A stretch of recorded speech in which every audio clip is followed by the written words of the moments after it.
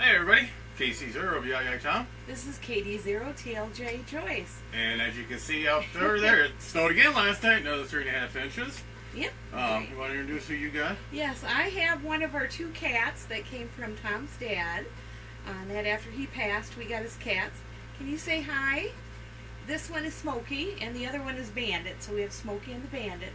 We'll put Bandit on next time. He's sleeping. Yeah, Bandit likes to find a nice quiet spot to lay down and sleep during the day. You're just all full of excitement today, aren't you, little girl? It's hard protecting your daddy with everybody driving up down the street doing snow removal. So, you want to put her down before Yep. I will. I'll let her down. She's about ready to go. She'll probably get in front of the camera. As we've said in the past, Joyce and I have been together for 40 some odd years. We are right now 39 years. That's October will be our 40th anniversary. Going somewhere fun? You are? Okay. I could stay home then. Well, sure. But one thing we've been doing for quite a few years now, instead of buying each other presents at Christmas time, we usually kind of put them together and get something large that we both enjoy. You know, we got stuff for the camper, we got a bicycle, tandem bicycle. It's really hilarious watching her try to drive that thing. It's just all over the road. Yeah, so if you hear some yelling and screaming at a campground, there's a big yellow bike coming, some guy laughing his head off, and the gal in front screaming. Get out of the way. Yeah. But we can blame this little episode on Brian with RV with Tito. We were watching him. He was doing some upgrades on his. They just got it's new to them. It's a used Class A they got from somebody, and one of the Crank Up vent fans had a gear stripped out of it, which is common, those nylon parts. And he's all just going like 3D print one up, and somebody says, "Why don't we have one?" Because I looked at 3D printers there for a while, and they're $1,000 and up. Well, she got on Amazon and says, "They're not that expensive." I was surprised how much they've come down in price. And there's a reason why they came down in price. As you can see from our little bit, a couple things we've been playing around with, printing out. We'll do a little more in-depth review on this. It's a Anycube Mega Pro S. By the time we got it in the door, it was like just around $300. If I remember, it was $300 and some odd cents. We got those right from the manufacturer. You can pick them up on Amazon and some other places. I figured we'll go right to the manufacturer, kind of support them. Unknowing to me, the manufacturer is in China, and so it makes customer service quite interesting. We had a micro switch that was bad on it right out of the box, and I emailed them, and we were going back with the email, and they kind of say, "Oh yeah," let us look. "Oh yeah, that's another one we had." You know, it's kind of like, "Oh, another one," you know. So it's a known problem. It probably happens when they're putting them in the box. That's the way this thing was boxed up. But that took about 10 days to get the part. We made our first print, which are these two little owls. Yep. You see these owls a lot around when you buy the filaments. This is kind of a standard image that everybody first practices on. If you do a search in YouTube for, 3D printer owl not turning out, depending on how this is printed out, it's not right. There's things you can do with your printer. It's kind of a test deal.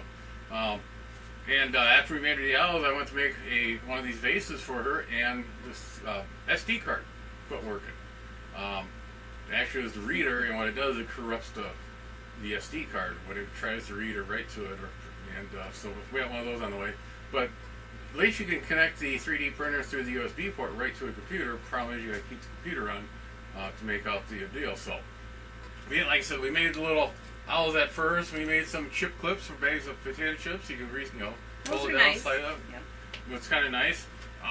Made set of lens covers for the 360 camera to keep those lenses clean. I was playing around with this. This is another case for the for the GoPro, and I don't know if it'll show up good here, but on the bottom, it's not quite right. I don't know if that was something with our printer or the drawing. The printer does come with Cura, C-U-R-A. It's what they call a slicing program.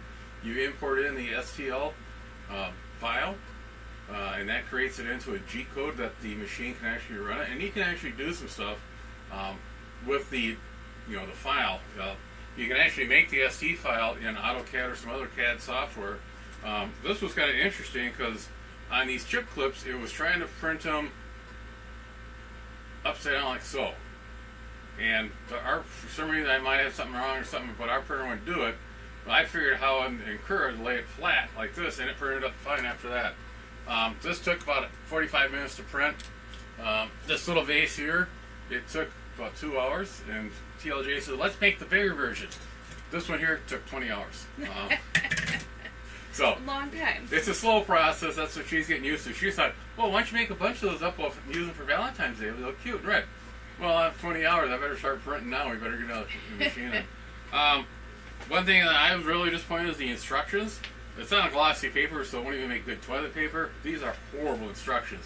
And I'm not saying it's the manufacturer's problem. It's when you go from a technical information and try to break it down to common language, so common people like you and I understand it.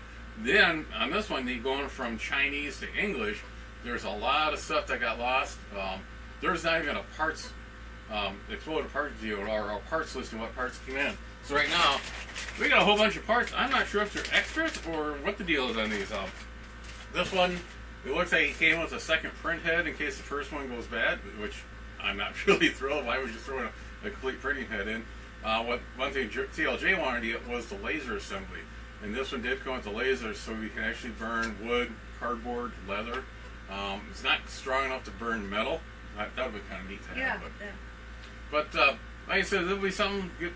Really? See? I said she'd come back, or he. What you doing? See if Dad can hold him. No, I'm going to edit that section out. So, later on, like I said, we'll get some more hours on this. I'll do a little better review. Whether or not it's cheap investments, $300, and so far, except for the small couple bumps, it looks like it may work out. We'll find out when we get the laser on if we burn the house down or not. So, one thing you might want to do is get a good sturdy table. It's sitting on a temporary table in the living room next to the HF rig. And on some of these parts, when it makes it actually will shake the whole table a little bit. I was surprised. I thought it would kind of throw it out of kilter, but it still prints pretty good. And there is a slight smell. Right now we're using a piece of plastic called PLA. I can't remember what it stands for, but everybody says, it does give out some fumes. You got to be close to the printer to smell it. But it would be kind of nice to have this in the spare bedroom upstairs if it ever becomes available. Hint, Sean. And we'll put a fan in the window, and I can imagine when we start burning the wood, That's gonna stink, I think. It shows on some of the videos I watch. It does do quite a bit of smoke now, so we'll definitely have to have that. But I'm going to go back out, fix the snowblower. The annual 3 inches of snow, and damage the snowblower, so I'll fix that. That's why we're doing this real quick video this week. So more to come, right? Yeah. Winter Field Day will probably be one of our next videos. We'll probably do a follow-up on our pre-Winter Field Day, the Winter Field Day. Then we got Valentine's Day coming up. It's starting to get busy. Yep, it is.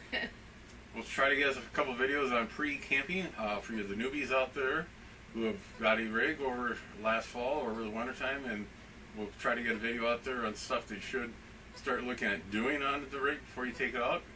Again, the first thing I always tell people when they get a camper for the first time is to go camping in the front yard. And just, so that if anything breaks, you can fix it. Yeah, or if you forget anything. I mean, just try to live, do the first night just from the camper, nothing else. Don't go around the house and get something.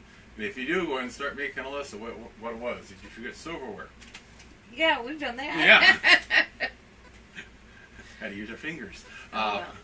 But, do that, and then the second time you go out, try to find a campground that's nearby, something that in case you do have problems and forget something, it's not that long drive back, so.